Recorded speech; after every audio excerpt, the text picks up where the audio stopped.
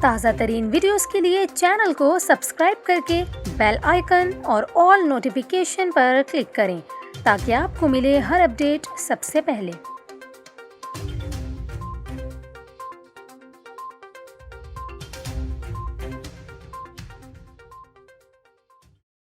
السلام علیکم، نیوز 24/7 اردو میں خوش آمدید۔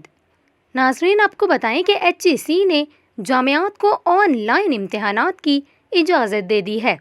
کون کون سی یونیورسٹیز آن لائن امتحانات لیں گی، یہ ہم آپ کو بتائیں گے اس ویڈیو میں۔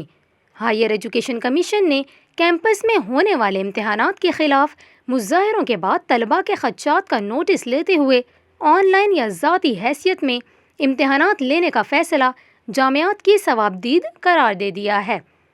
اعلامیے میں کہا گیا کہ طلباء کے خدشات کا جائزہ لیا گیا اور امتحانات سے متعلق معاملات میں جامعات کے وائس چانسلر سے مشاورت کی گئی ہے۔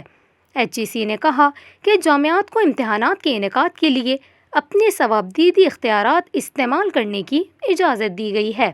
کمیشن نے مزید کہا کہ تعلیمی اداروں کو جہاں ضرورت ہو زبانی امتحانات بھی لیے جا سکتے ہیں۔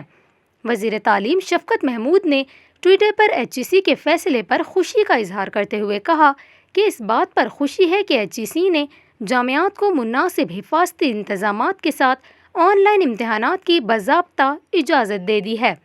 وزیر تعلیم نے کہا کہ اس فیصلے سے جامعات کے لیے آن لائن امتحانات جلد منعقد کرنے کے لیے صحیح طریقہ کار وضع کرنے کی راہ ہموار ہوگی۔